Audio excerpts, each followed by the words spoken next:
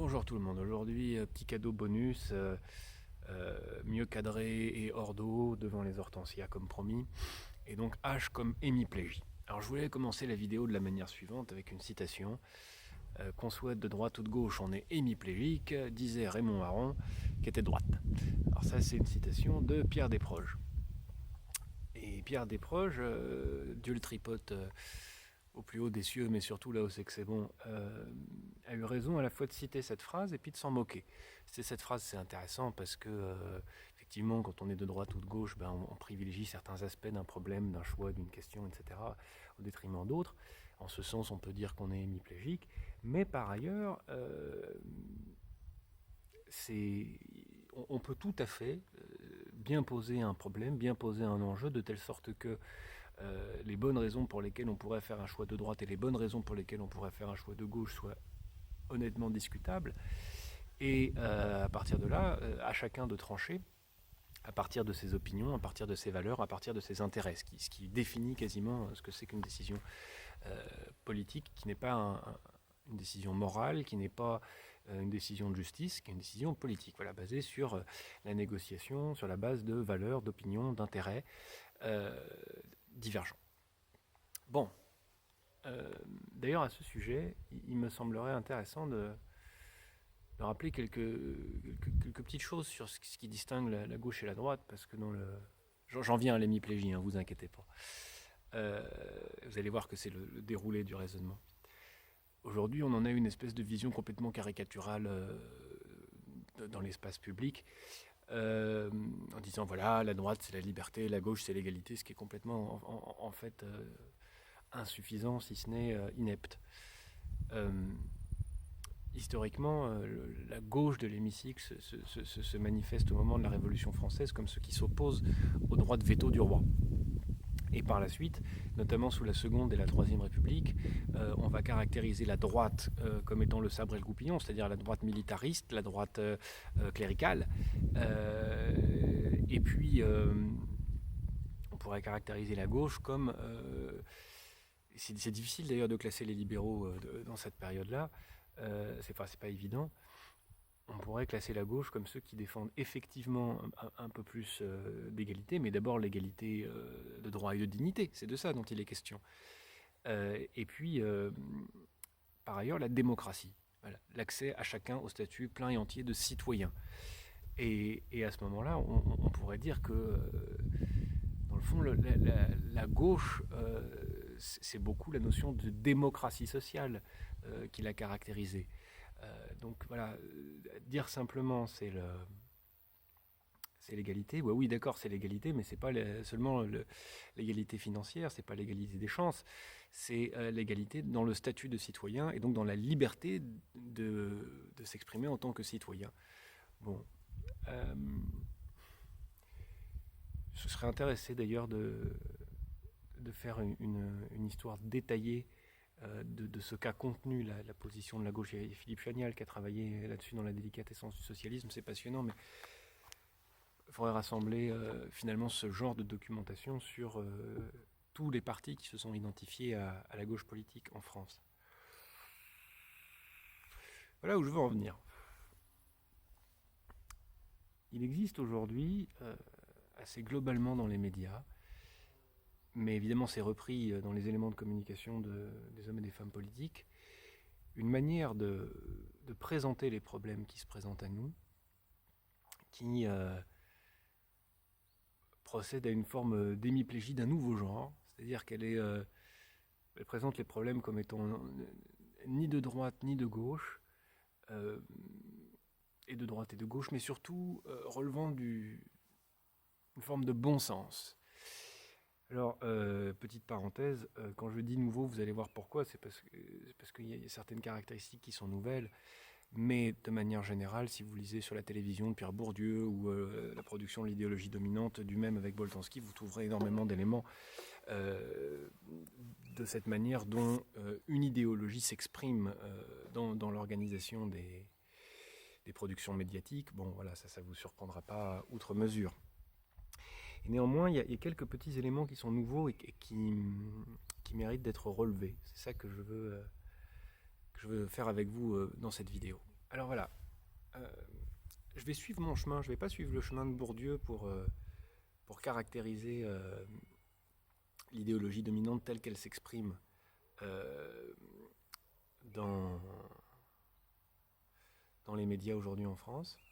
Je vais suivre mon chemin et je vais vous proposer la situation suivante. Soit le début d'une discussion. Une discussion qui peut être un débat, qui peut être une interview. Au début de toute discussion, de manière explicite ou implicite, de manière écrite parfois, on s'accorde sur les termes du débat.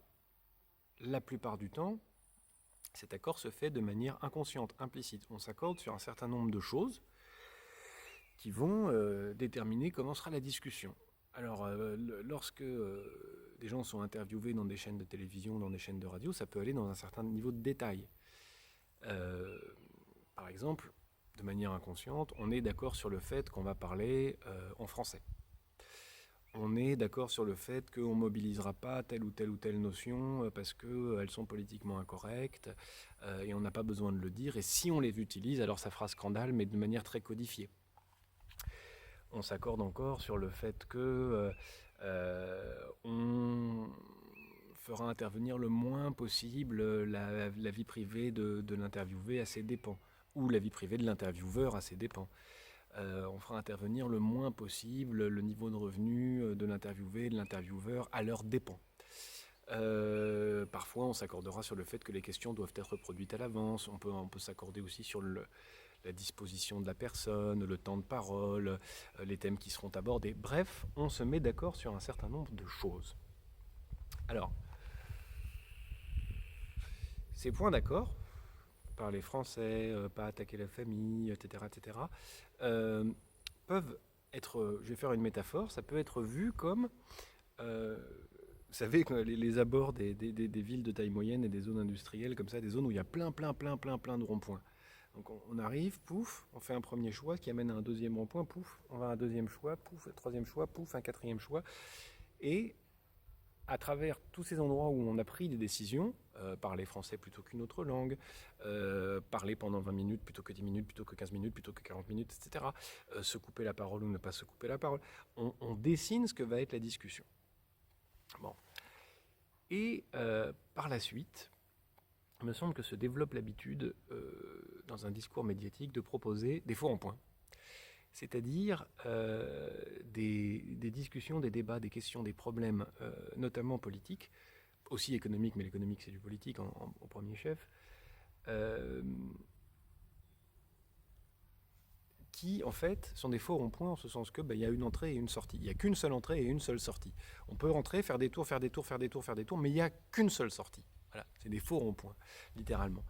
Et c'est ça que je vais appeler un discours hémiplégique, un discours totalement idéologique, qui se présente comme étant le bon sens, qui se présente comme étant la simplicité, qui se présente comme étant naturel, et qui est composé d'un certain nombre d'éléments ultra déterminants, déterminés par des appartenances de classe, mais ultra déterminants pour la suite de la discussion.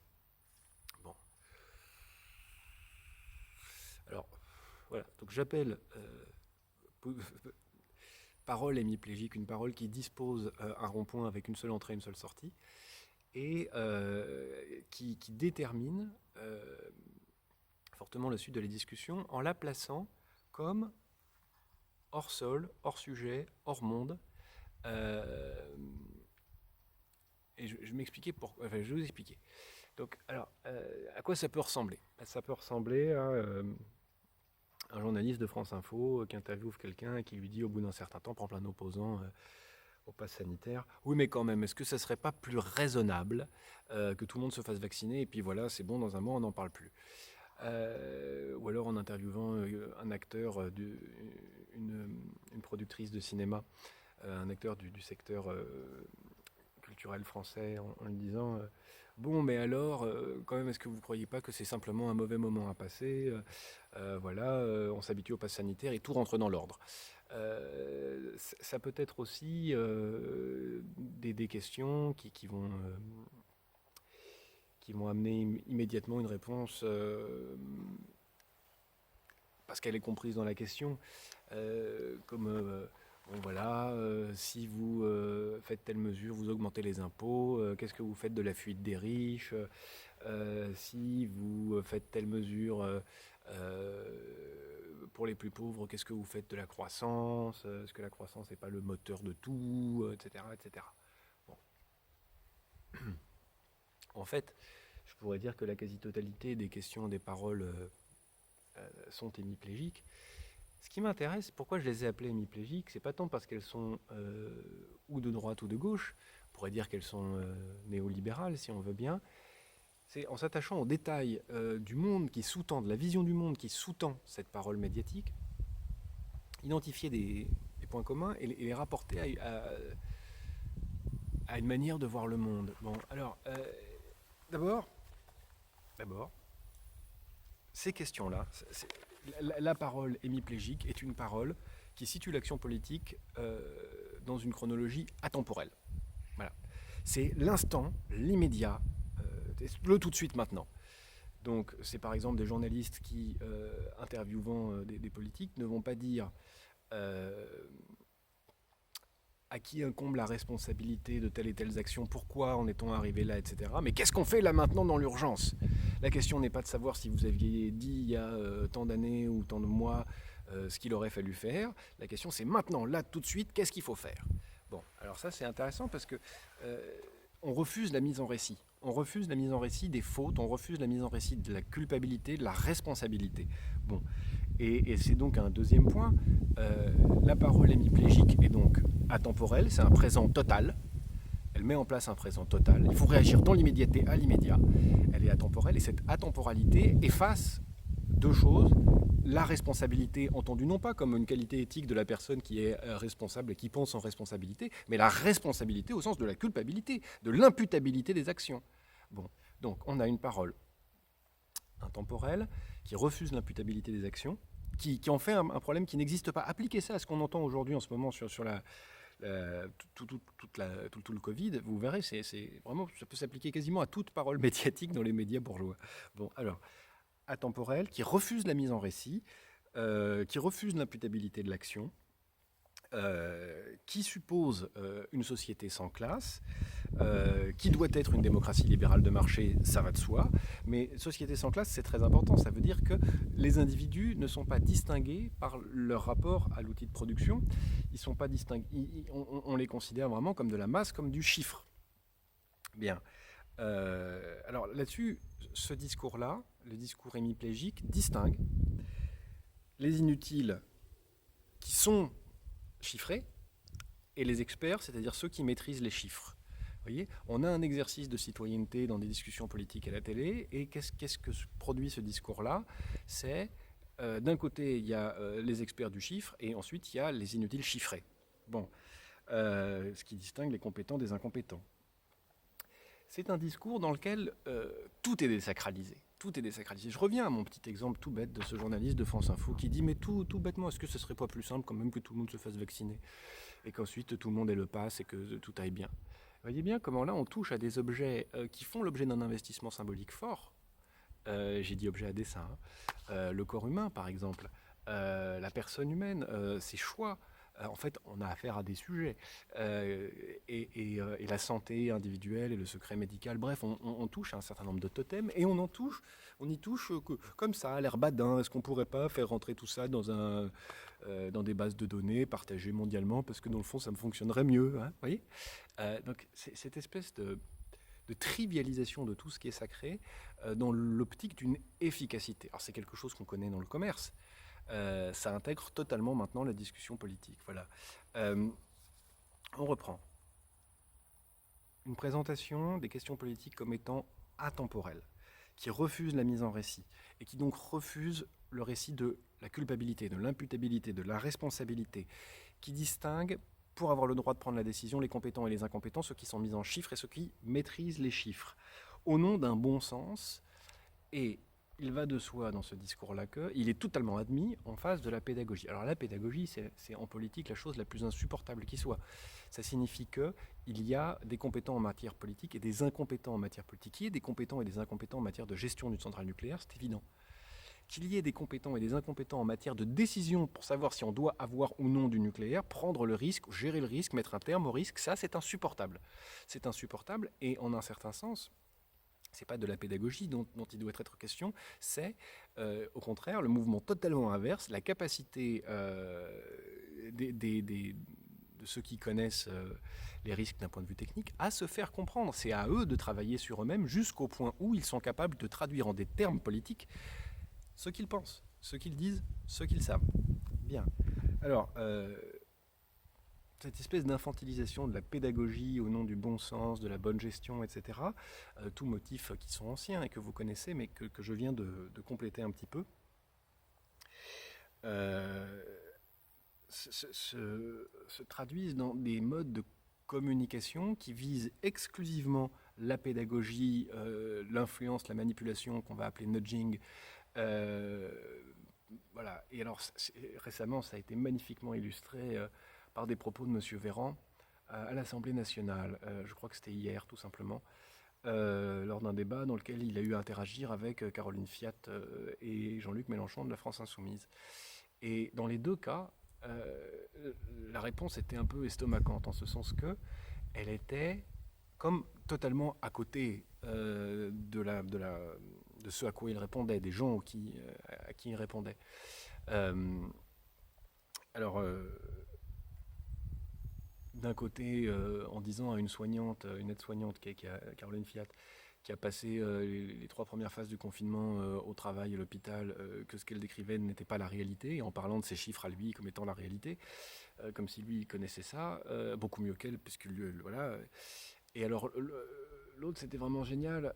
Donc, c'est Jean-Luc Mélenchon qui parle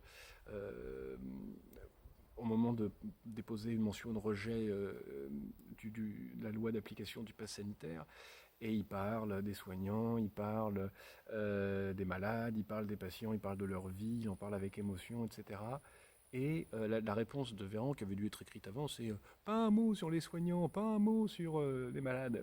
Une espèce de déni total immédiat de réalité. N'importe qui regarde la totalité se dit mais non, mais c'est pas vrai, il est con. En fait, on n'a pas à se dire ça. Ces paroles-là sont de la pure pédagogie, de la communication. Elles ne s'adressent pas à Jean-Luc Mélenchon, mais à la télé, et elles sont là pour être prises en boucle. En fait, ce ne sont plus que des éléments de langage. Donc, qu'est-ce qui se passe quand on a affaire à un discours comme ça, qui s'abstrait complètement de la réalité, qui traduit toute la réalité en chiffres, qui trivialise tout ce qui est sacré, qui désenchante totalement le monde, qui distingue les compétents des incompétents, qui s'inscrit dans un temps qui n'existe pas, qui empêche la mise en récit. Qu'est-ce qui se passe face à un truc pareil? Bon, soit on se désintéresse de la politique, ce qui visiblement touche un certain nombre de Français.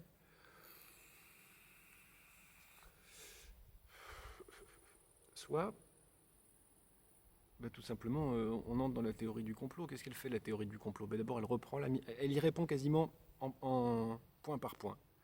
Les théories du complot, enfin, les histoires, les gens qui écrivent, qui pensent des histoires, qui croient à des histoires, qui s'emparent d'histoires, qui mettent en récit la trame des événements qu'ils ont sous les yeux, qui leur donnent une continuité, une cohérence, qui injectent de la responsabilité, de la culpabilité, de l'intentionnalité, de l'imputabilité dans ce qu'ils sont capables de voir. On dirait quasiment que c'est une réponse trait pour trait à la parole de communication et à la mise en problème médiatique que j'ai appelée aujourd'hui hémiplégique. Hémiplégiques, non pas en ce sens qu'elles sont de droite ou de gauche, elles sont néolibérales, elles sont technocratiques, mais j'aurais tendance à dire que ça va plus loin que ça. Ça va au-delà du simple libéralisme, ça va plus loin que la technocratie, ça va plus loin que l'ultralibéralisme, l'ordolibéralisme. C'est pas des gens qui prennent position, ils se présentent comme neutres, ça ils l'ont toujours fait. Mais moi, ce qui m'intéresse, c'est qu'ils en sont à neutraliser la compréhension de la vie en commun. Ils sont en train de neutraliser ce qui fait réel face à nous. À mon sens, cette espèce de parole de la gouvernance, du bon sens, qui distingue les incompétents des compétents et qui met toutes les décisions au présent hors d'une historicité, qui est en quelque sorte une vraie posture de gestion coloniale du peuple présent.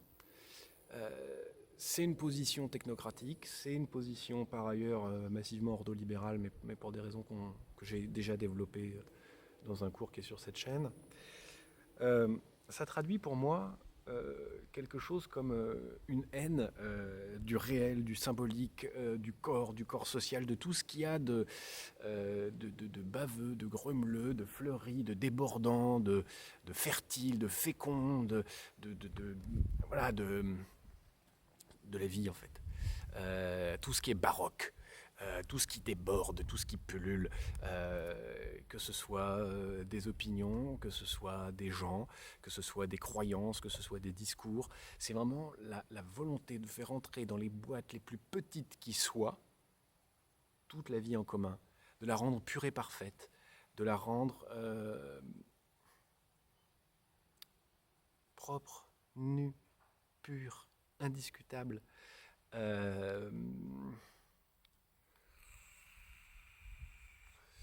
Une espèce finalement de relation très craintive à la vie. Je reviens toujours à ce même exemple, mais vous en trouverez des milliers. Dire comme ça avec un gros bon sens, mais est-ce que ça serait pas plus simple comme ça de juste passer une petite étape où tout le monde se vaccine et tout le monde passe au pass sanitaire? Vous voyez toute la vision du monde qui est engrangée là. Ça inclut, et d'ailleurs c'est naturel puisqu'il est en train de parler à une productrice ou dans d'autres interviews à d'autres acteurs de l'économie, puisque finalement c'est des chaînes de boucles, hein. On répète.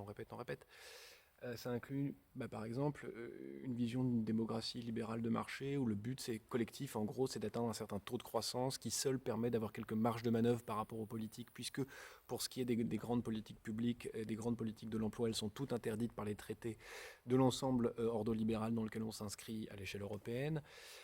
Ça inclut, donc voilà, il faut de la croissance, il faut de la relance. Pour la relance, il faut que l'économie s'arrête. Pour que l'économie s'arrête, il faut que tous les corps se mettent au diapason à travers une vaccination. Et il faut que tous les corps mobiles se mettent au diapason en se rendant contrôlables, identifiables, gérables dans l'espace commun à travers le pass sanitaire.